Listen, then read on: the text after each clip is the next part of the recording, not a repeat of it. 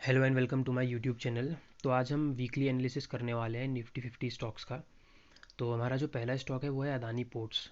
तो अदानी पोर्ट्स में देखो, अदानी पोर्ट्स इस ट्रेंड लाइन को फॉलो कर रहा था। अगर मैं पहले आपको वीकली चार्ट पे लेके चलूँ ना, तो वीकली चार्ट में भी बहुत सी चीज़ें क्लियर होती हैं। जैसे अगर हम यहाँ पे को देखेंगे तो एक सपोर्ट एरिया बना के बैठा हुआ है ये। ठीक है, ये इसका एक सपोर्ट एरिया है और ये रेजिस्टेंस है। हो सकता है कि इस हफ्ते में ही हमको ये रेजिस्टेंस ब्रेक होता हुआ दिख सकता है। तो इस पे डेली चार्ट पे देखो, अगर ये 760 को तोड़ता है तो इसका जो टारगेट है वो 800 के आसपास होगा, क्योंकि 800 पे ये ऑलरेडी 2 बार सपोर्ट ले चुका है।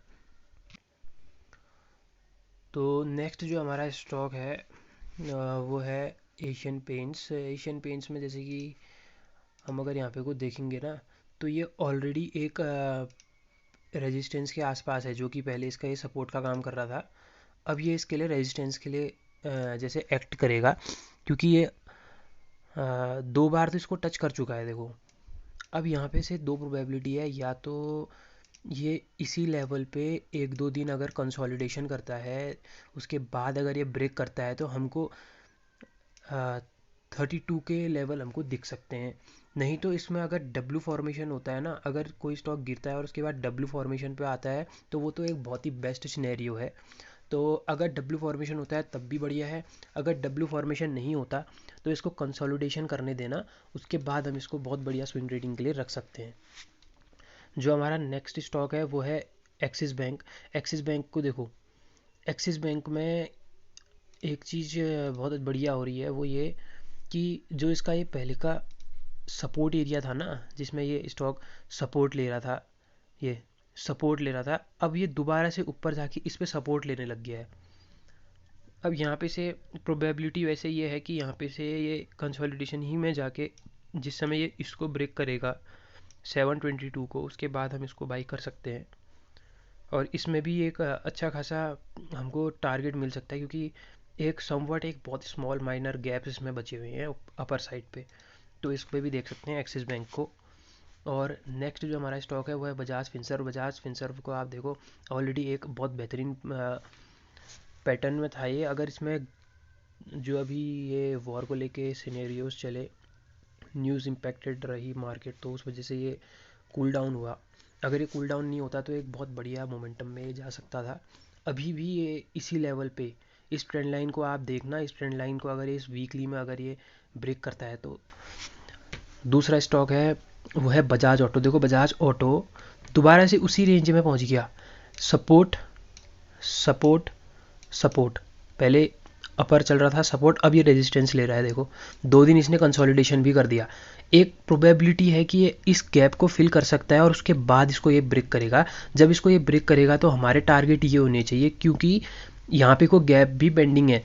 हमेशा यही ध्यान रखना कि जब भी स्टॉक्स में गिरावट होती है और कोई गैप बनते हैं, तो हमारा जो स्विंग ट्रेडिंग में टारगेट होना चाहिए वो गैप होना चाहिए। तो हम इसमें ये गैप के लिए इसको बाई करके रख सकते हैं, जब ये कंसोलिडेशन करे, और कंसोलिडेशन करने के बाद इसमें जब एक बढ़िया मोमेंटम आए उसके बाद। और नेक्स्ट जो स्टॉक है वो है हमारा बजाज फाइनेंस। बजाज फाइनेंस इस ट्रेंड लाइन को बहुत सपोर्ट कर रहा था। इस ट्रेंड लाइन पे ही आ रहा था ये, लेकिन इस ट्रेंड लाइन पे अभी इसने ब्रेक तो कर दिया, लेकिन एक अच्छे मोमेंटम में ये है। दोबारा से देखो, अगर ये 2-4 दिन में इस ट्रेंड लाइन को तोड़ता है तो मोस्टली जो आपको मैं इस बार स्टॉक बता रहा हूँ इस वीक में, वो इसी को फॉलो करें और वो एक अच्छी मोमेंटम में जा सकते हैं। नेक्स्ट जो स्टॉक है वो है भारती एयरटेल। भारती एयरटेल ना इस बॉक्स पे ही रह गया है, बहुत टाइम से वो इसी को फॉलो कर रहा है और कुछ फॉलो ही नहीं कर रहा। या तो वो अप टच करके फिर डाउन, स्विंग ट्रेडिंग वालों के लिए बहुत बढ़िया स्टॉक है। 20 से 40 पॉइंट के टारगेट के लिए इसमें भारती एयरटेल पे खेला जा सकता है। दो चीज़ें हैं देखो, एक ये या तो इस ट्रेंड लाइन पे, या फिर ये डाउन पे आता है ना, ये डाउन पे या यहाँ पे। तो अभी इसको 1-2 दिन देखो, ये थोड़ा नीचे आता है तो यहाँ पे को आप कुछ क्वांटिटी डाल के 734-35 के टारगेट के लिए आप इसको खेल सकते हैं। Next is BPCL। BPCL में एक चीज़ बहुत बढ़िया थी कि ये जो इसका ये मल्टी टाइम सपोर्ट था ना, तो जब ये गिर गया तो इसका सपोर्ट तो है ही, लेकिन अब ये इसने बढ़िया इसमें मोमेंटम आ चुका है, इसने ब्रेक करके क्लोजिंग भी दे दी है। तो इसमें एक अच्छी खासी मोमेंटम में ये जा सकता है, क्योंकि ये एक डब्ल्यू फॉर्मेशन पे भी है। डब्ल्यू फॉर्मेशन के साथ इसने यहाँ पे को ब्रेकआउट दिया हुआ है, तो इसको आप ध्यान रखना। अगर ये एक दो कैंडल यहाँ पे को कंसोलिडेशन की बना के इसका हाइट तोड़ती है ना, तो एक इसके हाई पे हम बाई करेंगे, और हमारा टारगेट रहेगा थोड़ा 15-20 रुपये का टारगेट रहेगा। छोटा स्विंग ट्रेडिंग जो लोग मेरा मतलब कहने का मतलब है 3-4 दिन में आप 1 हफ्ते के लिए करते हैं, उन लोगों के लिए। और नेक्स्ट जो स्टॉक है वो है ब्रिटानिया। देखो ब्रिटानिया डब्ल्यू फॉर्मेशन, मैंने अभी यही चार्ट देख रहा था ना, इसने देखो कितने बार डब्ल्यू बनाया, यहाँ भी डब्ल्यू बनाया, यहाँ भी डब्ल्यू बनाया, यहाँ डब्ल्यू बनाया। तो अब क्या है, जब भी ये गिरता है ना, मोस्ट प्रोबेबली देखो जब भी ये ट्रेंड लाइन्स पे आता है या एक गिरने के बाद जब मोमेंटम करता है तो ये डब्ल्यू फॉर्मेशन करता है। तो हम ब्रिटानिया पे एक काम कर सकते हैं कि यहाँ पे को हम वेट कर सकते हैं कि इसको यार एक बार डब्ल्यू फॉर्मेशन पे आने दें। तो ब्रिटानिया में मैं वेट एंड वॉच सिनेरियो रखूँगा, डब्ल्यू फॉर्मेशन होने के बाद ही इसको बाई करूँगा। नेक्स्ट जो स्टॉक है वो हमारा सिप्ला। अब सिप्ला में मैं आपको एक चीज़ बताता हूँ, इसको मैंने एक बार काटना पड़ेगा, चलो सब बताओ। सिप्ला ना एक काम कर रहा था, वो ये है कि वो ऐसी एक ट्रेंड लाइन बना रहा था। अब मैंने वीडियोस पहले अपलोड नहीं करी, नहीं तो पहले मैं बता लेता, क्योंकि मैं वीकली के टाइम फ्रेम पे इसको ट्रेस कर रहा था। तो वीकली टाइम फ्रेम पे देखो इसने बहुत बढ़िया मोमेंटम दे दिया। मैं इतना मोमेंटम एक्सपेक्ट नहीं कर रहा था कि ये 100 रुपये का मोमेंटम इतनी जल्दी देगा। मैं 50 रुपये के टारगेट के लिए खेल रहा था, लेकिन वो एकदम से इतना बेहतरीन मूव कर गया कि कुछ कह नहीं सकता मैं। अब इसमें एक काम और है, जिसने अभी बाई नहीं करा है वो अभी बाई मत करना, जब तक ये थोड़ा सा कंसोलिडेशन करके थोड़ा नीचे आए और उसके बाद एक मोमेंटम जब ऊपर को ये ब्रेक करेगा ना, उसके बाद हम इसको बाई करेंगे, तब तक हम इसको बाई नहीं करेंगे सिप्ला को। नेक्स्ट जो स्टॉक है वो है कोल इंडिया। कोल इंडिया में अगेन देखो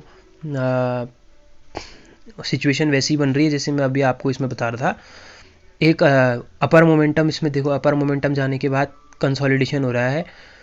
एक रिवर्स में जब ये आएगा यहाँ पे को ब्रेक करेगा तो हम तब बाई कर सकते हैं, या फिर एक तो पैटर्न ये हो गया कि रिवर्स में जा सकता है, दूसरा it can also form an M pattern. तो एम पैटर्न फॉर्म करेगा तो हम वहाँ भी सेल कर सकते हैं।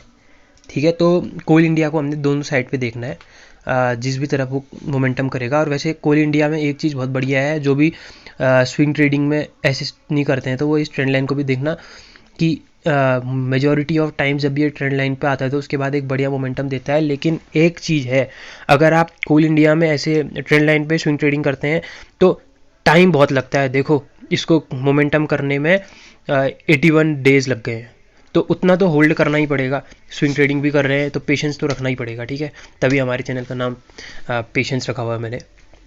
तो नेक्स्ट जो हमारा स्टॉक है वो है डीवी स्लैब। देखो डीवी स्लैब ऑलरेडी ना, अगर आप लोगों ने देखा है यहाँ पे को चार्ट तो देख लिया होगा मेरे को लग रहा है।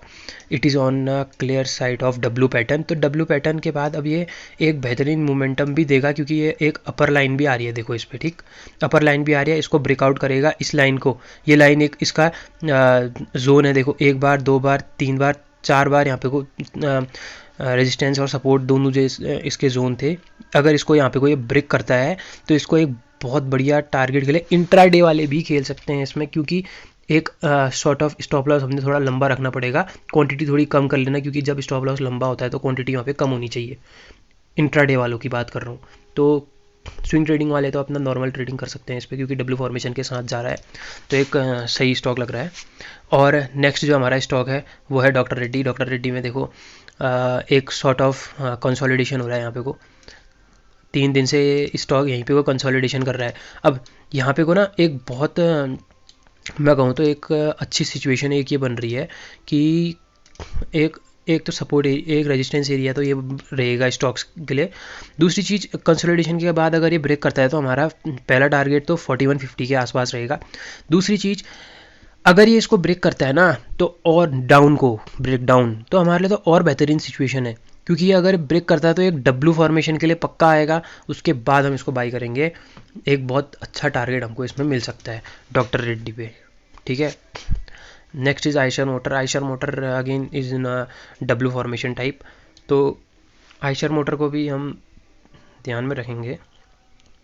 आयशर मोटर को मैं देखूँ अगर, तो मैं तो रुकूंगा अभी, तो मैं ट्रेड इसलिए नहीं करूँगा ना क्योंकि Eicher motor mostly W formation करता है। देखो डब्ल्यू फॉर्मेशन, तो मेरे को लगता है यहाँ पे भी एक डब्ल्यू फॉर्मेशन जैसी होनी चाहिए।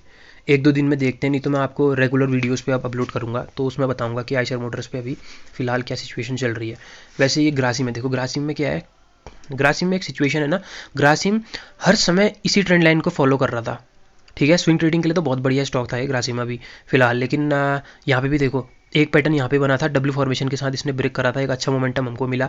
वैसा ही अभी यहाँ पे को कर रहा है, यहाँ पे भी कर रहा था एक अच्छा मोमेंटम, मैं सोच रहा था, एक्सपेक्ट कर रहा था, लेकिन वही है, न्यूज़ बाइट की वजह से ये गिर चुका है बढ़िया वाला।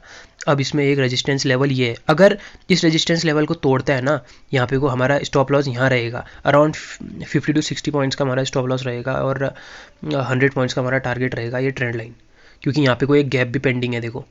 ठीक है, तो गैप्स भी देखो, आप जब गैप देखते हो ना कहाँ पे वो गैप है, तो हम स्विंग ट्रेडिंग में हमारा अगर इस टाइप से एनालिसिस बैठ रहा है तो हमारा टारगेट वो हो सकता है, लेकिन मार्केट को भी ध्यान में रखना है। ठीक है, नेक्स्ट स्टॉक जो हमारा है वो है HCL टेक। HCL टेक को अगर हम देखते हैं ना, HCL tech is on a W formation, जो कि ये ऑलरेडी कर चुका है। देखो एक बहुत बढ़िया डब्ल्यू फॉर्मेशन ये दे चुका है।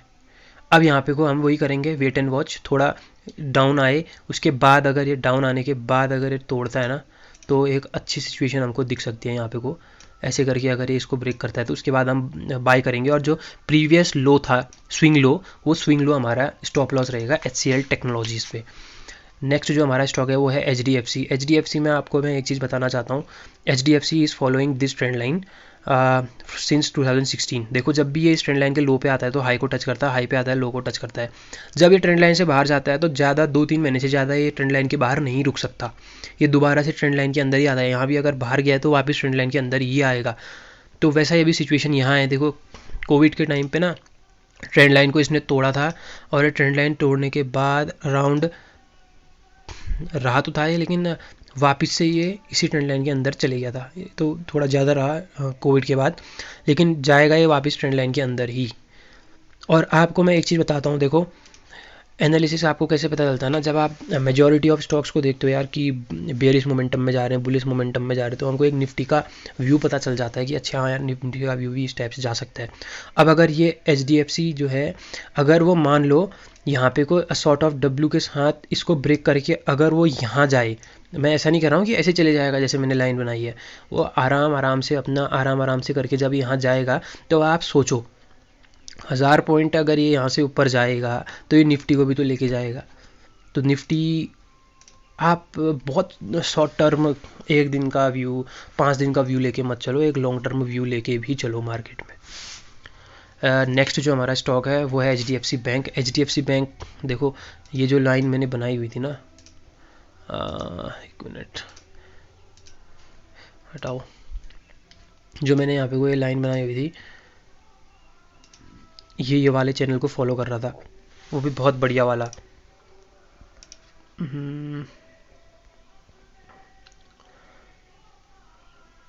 तो अब अभी हमने क्या करना है कि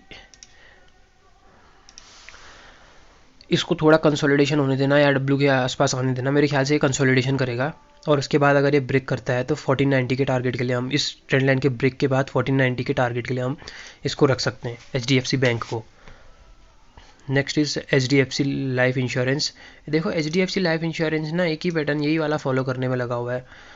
अच्छा मैं एक चीज़ बताता हूँ आप लोगों को, जो आप ये अभी तक लाइन देख रहे थे, ये मेरी इसलिए थी, ये रिकॉर्डिंग मैंने कल शाम को करी, लेकिन बैकग्राउंड नॉइस ने मेरे को परेशान कर दिया, तो मैंने अभी दोबारा रिकॉर्डिंग करनी पड़ रही है, इसलिए मैंने आप लोग अभी वो देख रहे हैं, लेकिन कोई बात नहीं। तो देखो हर upper side is a downward rejection. देखो हर समय जब भी ऊपर जा रहा है डाउन अप डाउन, ऊपर नीचे ऊपर नीचे ऊपर नीचे, बस यही करने में लगा हुआ है। अब यहाँ पे को या तो ये थोड़ा नीचे आए और डब्ल्यू बनाए, तो हम इसको देखो, मैं तो इसमें ज़्यादा बड़ा व्यू नहीं रखता हूँ, क्योंकि every upper side is a downward rejection over HDFC insurance. So मेरा पहला टारगेट तो इसमें ये रहेगा, अगर ये डब्ल्यू फॉर्मेशन के लिए आएगा, और अगर ये जब तक इसको ब्रेक नहीं करता ना, मैं तब तक इसमें बुलिश तो मैं हो ही नहीं सकता। शॉर्ट टर्म के लिए, मतलब शॉर्ट टर्म क्या 3-4 दिन के अंदर के लिए मैं इसमें बुलिश हो सकता हूँ, उसके अलावा मैं इसमें बुलिश नहीं हूँ अभी फ़िलहाल, क्योंकि 200 EMA को भी देख लो आप, कितना नज़दीक है, कितना क्या है इसमें। तो इसलिए मैं कह रहा हूँ कि पहले तो कम से कम एक स्विंग हाइक तो तोड़ना चाहिए ना, एक बुलिश मोमेंटम इसमें जाने के लिए HDFC पे। Next is Hero Moto. हीरो मोटो पे अगेन ये ट्रेंड लाइन देखो, यहाँ पे कोई ट्रेंड लाइन को इसने ब्रेक करा लेकिन मोमेंटम ही नहीं आया। मैं ये चीज़ बताना चाह रहा हूँ, कई बार क्या होता है ना, देखो टारगेट की बात तो मैं नहीं कर वैसे नहीं कह रहा हूँ, क्योंकि 50-60 पॉइंट तो मिलते हैं, लेकिन जो कभी जैसे एक लाइन बनी हुई है, स्टॉक ने ब्रेक करा, तो मैं हमेशा क्या कहता हूँ कि इसको थोड़ा नीचे आने दो, उसके बाद जब ये हाइट तोड़ता है ना, तो एक बहुत बढ़िया मोमेंटम आता है। उसका मैं अभी एग्जांपल आपको थोड़ी देर में दिखाऊंगा। अवध शुगर का एग्जांपल अभी दिखाता हूँ मैं आपको। नेक्स्ट जो हमारा स्टॉक है वो है हिंडाल्को। हिंडाल्को में देखो, हिंडाल्को एक बुलिश मोमेंटम में चल रखा है, इसके बारे में तो क्या ही बोलूँ मैं, वो चले जा रहा है वाली बात है इसमें। और अब यहाँ पे कोई एक सिचुएशन है, या तो अगर ये जा करके एम बनाएगा या फिर इसको ब्रेक करेगा प्रीवियस हाई को, और हमारा स्टॉप लॉस रहेगा स्विंग लो। ठीक है, सॉरी हिंडाल्को। नेक्स्ट जो स्टॉक है वो है हिंदुस्तान यूनिलीवर। देखो डब्ल्यू फॉर्मेशन के लिए आ सकता है, और इस कंपनी पे ना, अब आप लोग बोलोगे यार ऐसी बातें कर रहे हो, लेकिन मैं उतना बुलिश इस कंपनी पे नहीं हूँ, क्योंकि समझ जाओगे आप लोग, कुछ लोग इन कंपनीज़ के पीछे ना हाथ धो के बैठे हुए हैं, वो इन कंपनीज़ को ग्रो नहीं होने देना चाहते हैं। तो उस वजह से कंपनी का क्या है, थोड़ा नेगेटिव बाइस चल रहा है। तो थोड़ा सा लॉन्ग टर्म इन्वेस्टर्स भी कॉशन रहे हैं, क्योंकि जिनके लिए कॉम्पिटिटर्स ज़्यादा होते हैं ना, उस सेक्टर में थोड़ा प्रॉब्लम आई रहती है। तो इस पर अगर ये W4 के लिए आता है तो मेरा टारगेट तो फिर उसके बाद ये रेजिस्टेंस लाइन रहेगी। और अगर ये यहाँ पे को जाके कंसोलिडेशन करके इस लाइन को ब्रेक करता है, तो 200 day EMA will be my target over Hindustan Unilever for a short time of period. Okay, now the next is ICICI bank. देखो ICICI बैंक ऑलरेडी एक सपोर्ट एरिया पे था ना, एक बार, दो बार, तीन बार। तो इसने जब ये सपोर्ट एरिया को तोड़ा, तो now you all know that support area as they break through it act as a resistance over there. So now what we can do is, the better situation will be कि आप एक तो इस पे थोड़ा कंसोलिडेशन या W formation, या अगर ये इसको ब्रेक करता है तो मैं इसको यहाँ पे को बाई नहीं करूँगा। एक चीज़ देखना, मैं इसको यहाँ पे को बाई नहीं करूँगा जब तक ये 200 डे EMA को ब्रेक नहीं करता ना। 200 day EMA is on 711। Okay, 711 के ऊपर जब ये जाएगा मैं इसको तब बाई करूँगा, क्योंकि जब ये 711 के ऊपर जाएगा ना, तो जब भी एक सेंटिमेंट बनता है कि यार स्टॉक 200 डे EMA के ऊपर जा रहा है, तो एक बहुत बढ़िया उसमें रैली देखने को मिलती है within a day of 1 और 2। Next is IndusInd bank. IndusInd bank में ना देखो, आपको मैं एक चीज़ बताता हूँ, क्या दिख रहा है, support area support area support area. ये स्विंग ट्रेडिंग वालों को इससे ज़्यादा कुछ चाहिए ही नहीं। अगर आप स्विंग ट्रेडिंग करते हैं तो आप सबको पता होगा, आप लोग हमेशा इंडसआईडी बैंक को लेते ही होंगे इस लेवल पे, क्योंकि ये हमेशा इसका मेजर सपोर्ट एक्ट करता है ये। तो अब इसमें कुछ नहीं, बहुत सिंपल सी चीज़ है। देखो यहाँ पे भी इसने W फॉर्मेशन किया हुआ था, है ना, W formation. Now it is a 1 2 and triple bottom के साथ ये ऊपर को जा रखा है, कंसोलिडेशन के साथ इसको ब्रेक करता है। इसको ब्रेक करेगा तो 200 डे EMA को जैसे ही ब्रेक करेगा, एक बहुत बढ़िया इसमें मेरे ख्याल से एक मोमेंटम तो आ सकता है 1160 के लिए। तो इंडसआईडी को भी देखना, थोड़ा पैटर्न्स बनने देना। Next is Infosys. यार इन्फोसिस में मैं एक चीज़ बोलता हूँ कि जिसने इस ट्रेंड लाइन पे बाई किया है वो तो अपना स्टॉप लॉस आगे को बढ़ा सकते हैं, लेकिन देखो major support, trend line breakout. Now जिसने एंट्री नहीं ली उसकी अभी कोई एंट्री मत लेना, क्योंकि ये ऑलरेडी इतना बढ़िया मोमेंटम दे गया है कि 200 पॉइंट के आसपास का। अब इस पर थोड़ा इसको या तो थोड़ा नेगेटिव होने दो, उसके बाद अगर ये इसको ब्रेक करता है तो उसके बाद की ही हम इसको बाई कर सकते हैं, नहीं तो इस स्टॉक को अभी भूल जाना। ज़बरदस्ती इसको बाई नहीं करना है। देखो ज़बरदस्ती पैसा मत फंसाना जब स्टॉक कोई ऑलरेडी बढ़ चुका है। तो मैं कहता हूँ यहाँ से वो ये 10,000 चले जाए, मैं तब भी नहीं लेने वाला हूँ इसको, अगर इसमें प्राइस एक्शन अच्छा नहीं बनता। क्या फ़ायदा यार, एक स्टॉक आपको पैसा दे जाएगा, बाकी 10 स्टॉक आपके पैसे ले जाएंगे। एंट्री हम बोलते हैं कि हमेशा स्टॉप लॉस हिट होता है। स्टॉप लॉस कब हिट होता है?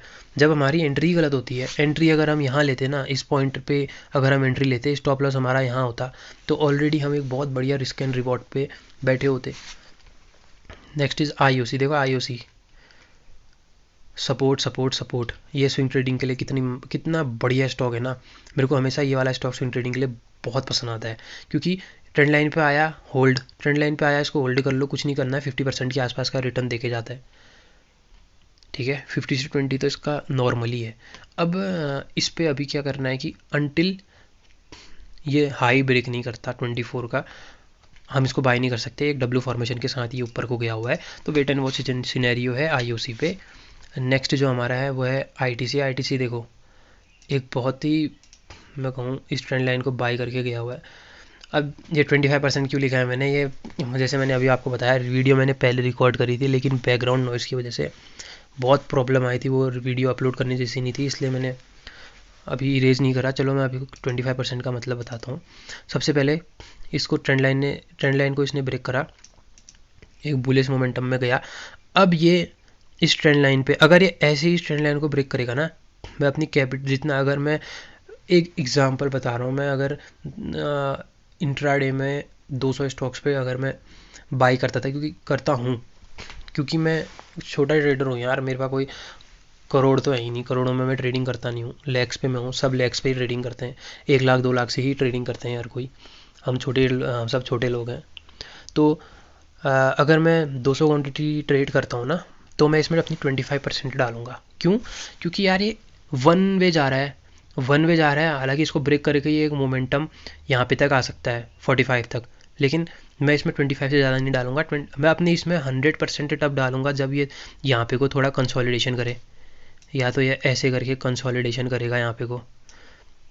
पहली सिचुएशन तो ये हो गई कंसोलिडेशन, दूसरी सिचुएशन ये हो गई ये थोड़ा नीचे आए या ट्रेंड लाइन तक सपोर्ट ले, उसके बाद इसको ब्रेक करे, तो उसके बाद मैं फिर इसमें 100% जो है अपना बाइंग करूँगा क्वांटिटी पे।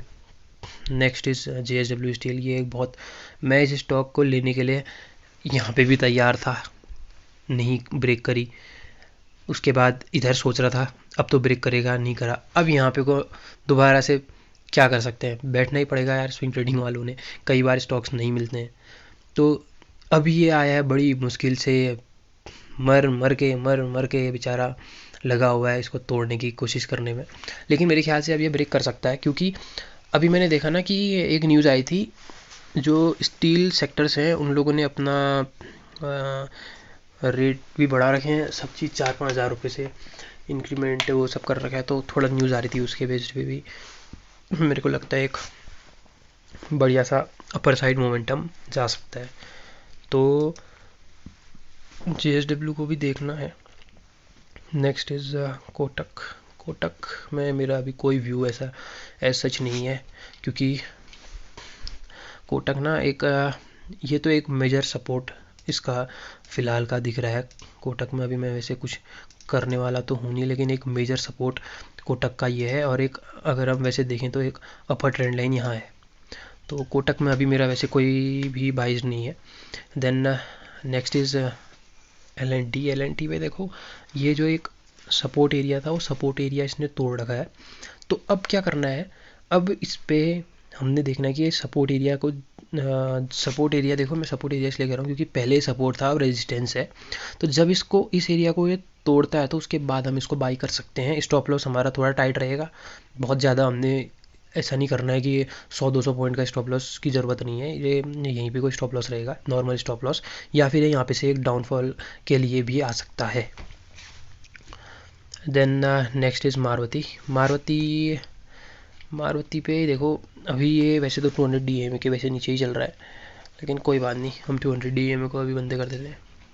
अभी इसमें एक सॉर्ट ऑफ मोमेंटम इसमें किस टाइप का आने वाला है, देखो डब्ल्यू फॉर्मेशन, पहले भी डब्ल्यू फॉर्मेशन के साथ ही उठा है, तो मैं अभी भी ये एक्सपेक्ट कर रहा हूँ कि एक डब्ल्यू या कुछ सिनेरियोज डाइवर्जेंस वाले कुछ तो बनेंगे इस पर। ठीक है, हो सकता है कि ये डब्ल्यू फॉर्मेशन के लिए नीचे ना आए, लेकिन यहाँ पे से ऐसा कर सकता है, ऐसे करके जा सकता है, दो एक सॉर्ट ऑफ डाइवर्जेंस या कुछ भी बनेगी इस पर, तो उसके बाद हम इसको बाई करेंगे। Next is Mahindra and Mahindra. देखो M&M में भी मैं यही बोलना चाहता हूँ कि it is on a very good situation over here, क्योंकि ये एक सपोर्ट एरिया था। अब ये एक दोबारा से इसको ब्रेक करके इसी सपोर्ट एरिया पे सपोर्ट ले रहा है। अगर ये यहीं पे कोई सपोर्ट लेता है ना, एक कैंडल, दो कैंडल, तीन कैंडल, और उसके बाद अगर ये इसको ब्रेक करता है तो I am gonna buy it. यहाँ पे से ये जाएगा और ये टारगेट एक अच्छा दे सकता है हमको यहाँ पे का। तो महिंद्रा एंड महिंद्रा को भी हमने देखना है। Next is Nestle India. मैं नेस्ले में ट्रेडिंग नहीं करता हूँ यार। 17,000 का एक स्टॉक कितना ले लूँगा मैं। तो next is N T P C इस ट्रेंड लाइन को फॉलो कर रहा है। स्विंग ट्रेडिंग वाले देख सकते हैं। अगर इस ट्रेंड लाइन पे अगर आप इसको आने दो, थोड़ा रुको, वेट करो, या फिर इसको इस पॉइंट पे बाय करते हो तो 140 के टारगेट के लिए आप इसको ले सकते हैं। Next is O N G C पे अभी मेरा वैसे कोई भी सॉर्ट ऑफ व्यू नहीं बन रहा है, क्योंकि ये ऑलरेडी बहुत बढ़िया मोमेंटम में जा चुका है और अभी रिट्रेसमेंट में आया हुआ है। तो ओ अभी वेट एंड वॉच करते हैं, उसके बाद देखते हैं ओ का। Next is power grid. Power grid is following this trend line since year और two. So now let's see, I am hoping that it will come till this trend line. 200 तक तो आएगा यार ये। उसके बाद इसको बाय करेंगे पावर ग्रिड को। Next is Reliance. देखो रिलायंस एक बहुत बढ़िया फॉर्मेशन पे है। अगर रिलायंस ने इसको ब्रेक करा तो एक हमको अच्छा खासा टारगेट हमको मिल सकता है रिलायंस पे। मैंने यहाँ पे को बनाया भी। अगर ये इसको यहाँ पे ब्रेक करता है तो हमारा ऑलमोस्ट 1:3 के पार जा रहा है ये, अगर रिलायंस को हम इसको अगर ये ब्रेक करता है तो। क्योंकि रिलायंस में ना मैंने सारे स्टॉक्स पे देखा, जैसे ट्रेंड लाइन में एक यही था जिसने ये ब्रेक होने के बावजूद भी एक बढ़िया मोमेंटम नीचे को नहीं दिया। कहीं ना कहीं इसमें कुछ इंटरनल कुछ तो चल रहा है जो है, तो इस पर नज़र रखना बहुत ज़रूरी है रिलायंस पे। And the next is SBI। यार SBI पे ना ये देखो ऑलरेडी एक ये जो इसका रेजिस्टेंस एरिया है, इसको ये ब्रेक करके ऊपर क्लोजिंग तो दे चुका है। तो इस पर वेट करना, क्योंकि अगर मैं एक चीज़ देखूँ तो यहाँ पे कोई एक शॉर्ट ऑफ W जैसा ये बना चुका है। तो इसको अभी हम बाई कर सकते हैं, लेकिन थोड़ा SL बड़ा हो जाएगा। मार्केट सेंटिमेंट्स को देखने के बाद इसको हम बाइंग कर सकते हैं, लेकिन सेंटिमेंट देख लेना मार्केट के। अब कई बार क्या होता है ना, हम बिल्कुल सही होते हैं लेकिन मार्केट के सेंटिमेंट ही ख़राब हो गए, तो हम क्या कर सकते हैं यार। अब ये ठीक है, इस पर तो अभी मैंने बता ही दिया था। अरे रुको यार, वो कौन सा था। हाँ SBI है, मैंने बता दिया है आपको। SBI लाइफ का मैंने बताया आपको। तो नेक्स्ट इज SBI। देखो SBI का एक सिचुएशन चल रही है। ये मैंने अभी एक बार, दो बार, तीसरी बार इस ट्रेंड लाइन को इसने ब्रेक करा। देखो कोई भी चीज़ जब 3 बार टेस्ट होती है ना, उसके बाद इट्स वेरी मतलब ज़्यादा प्रोबेबिलिटी है उसकी कि वो ब्रेक होगा ही होगा। तो SBI ने यहाँ पे कोई ब्रेक डाउन दिया था। अब ये यहाँ पे कोई 2 बार कंसोलिडेशन कर रहा है। मेरे को लगता है कि पहले तो एक गैप तो पेंडिंग है, लेकिन गैप में जाने से पहले मैं इसको कब बाई करूँगा, जब ये इस गैप को पहले फिल करेगा डाइवर्जेंस या पैटर्न के साथ। अगर ये बाइंग में जाएगा तब इसको मैं बाइंग के लिए सोचूंगा, नहीं तो मैं इसको रहने दूंगा। श्री सीमेंट देखो एक रेंज पे आ गया है, 3-4 दिन से एक रेंज पे ट्रेडिंग कर रहा है। तो अगर ये अपर मोमेंटम में जाएगा ना, तो एक बहुत बढ़िया हमको टारगेट दे सकता है इस पॉइंट के लिए। अब देखो यार, मैं इसको, अब आप लोग बोलोगे कि अभी तो तुमने बोला कि मैं नेस्ले को ट्रेड नहीं करता हूँ, तो श्री सीमेंट को कैसे ट्रेड कर रहे हो। तो मैं श्री सीमेंट को ये नहीं बोल रहा कि मैं वैसे ट्रेड करूँगा। इंट्राडे में कम क्वांटिटी के साथ मैं ट्रेड करूँगा, बहुत ही कम, ठीक है। अब 800 रुपये के आसपास अगर इंट्राडे में, क्योंकि गिरता भी वैसे ही है। हाँ ये देखना, 1100 पॉइंट भी गिरता है, 1300 पॉइंट उठता है। तो मैं कह रहा हूँ कि अगर यहाँ से ये जाता है ना, तो इसमें अगर आप 5 से 10 स्टॉक भी अगर इंट्राडे में लेते हो तो आपको एक डिसेंट साइज ऑफ प्रॉफिट हो सकता है, क्योंकि इसमें अभी रिस्क एंड रिवॉर्ड फेवरेबल है। Next is Sun Pharma. Sun Pharma is following this trend line since very long. तो अभी अगर मैं ये देखूं कि इसमें क्या हो सकता है, तो इस एरिया पे अगर ये कल के दिन आके ब्रेकआउट देता है तो 940 के टारगेट के लिए हम इसको रख सकते हैं। लेकिन स्टॉप लॉस हिट होने के चांसेस इसमें ज़्यादा रहते हैं जब stock at all time high होता है, क्योंकि हमको पता नहीं होता ना कि यार अभी कितना हाई जाएगा। क्योंकि अगर ये जैसे यहाँ है ट्रेंड लाइन पे, हम तो यहाँ प्रिडिक्ट कर सकते हैं क्योंकि ये ट्रेंड लाइन से रिवर्सल जा सकता है और हमारा टारगेट 900 के आसपास रहेगा। लेकिन अभी 900 को अगर ब्रेक करेगा तो एक खाली हम प्रोबेबिलिटी के साथ बोल सकते हैं 940 के आसपास तक जा सकता है। देखो मैं अभी कोई ऑप्शन नहीं देख रहा हूँ, मतलब ऑप्शन चेन एनालिसिस में इसमें नहीं देख रहा, ओआई या कोई कुछ नहीं देख रहा हूँ, नॉर्मल चार्ट जो बोल रहा है मैं वही बता रहा हूँ। Next is Tata consumer. Tata consumer is following this, यहाँ पे कोई एक स्ट्रॉन्ग सपोर्ट बना हुआ है इसका। टाटा कंज्यूमर में एक ट्रेंड लाइन यहाँ पे से आ रही है ऊपर से, तो इस ट्रेंड लाइन के ब्रेकआउट पे हम खेल सकते हैं। एक बढ़िया कंसोलिडेशन पे ये लगा हुआ है, इसको ब्रेक करेगा तो हम एक डिसेंट से टारगेट के लिए कर सकते हैं। और इसमें रिस्क एंड रिवॉर्ड भी मेरे को अभी फेवरेबल लग रहा है। अगर कोई इसमें बाइंग करना चाहता है तो risk and reward is also favourable. बहुत बड़ा हमारा स्टॉप लॉस नहीं है, 20 से 25 रुपये का हमारा स्टॉप लॉस है। Target is around 1:2। टारगेट हमेशा 1:2 रखना, छोटा टारगेट मत रखना। मेरा ये, मैं टाटा मोटर्स पे कोई अपना व्यू नहीं दे सकता, क्योंकि यार पता है सबसे बड़ा जो मेरे साथ एक गलत चीज़ हुई थी वो ये हुई थी कि मैं टाटा मोटर्स को 68 पे बाई कर रहा था। उस टाइम पे जिस ये कोरोना क्रैश हुआ था ना, तो उस टाइम पे मैं 68 पे इसको बाई कर रहा था। लेकिन इतने सारे यूट्यूबर्स, ऐसा होता ना जब आदमी अपना व्यू नहीं रख पाता, तो टाटा मोटर्स में मैं 68 में बाई कर रहा था, तो सारे यूट्यूबर्स एक ही चीज़ बोल रहे थे कि अगर तुमको लगता है तुम बाई करते हो तो तुम डूब जाओगे, ये हो जाएगा। तो मैं उसमें बाई नहीं कर पाया, तो वो बड़ा गलत सिचुएशन हो गई। तो मैं टाटा मोटर्स को अभी फ़िलहाल इसमें मेरा कोई व्यू इसलिए नहीं है क्योंकि एक शॉर्ट ऑफ डब्ल्यू फॉर्मेशन के लिए आएगा तभी इसको बाई करूँगा। टाटा मोटर्स क्या कर सकते हैं। टाटा स्टील, देखो स्टील सेक्टर मैं बोल रहा हूँ ना, JSW स्टील, टाटा स्टील, देखो इसने ब्रेक करा है।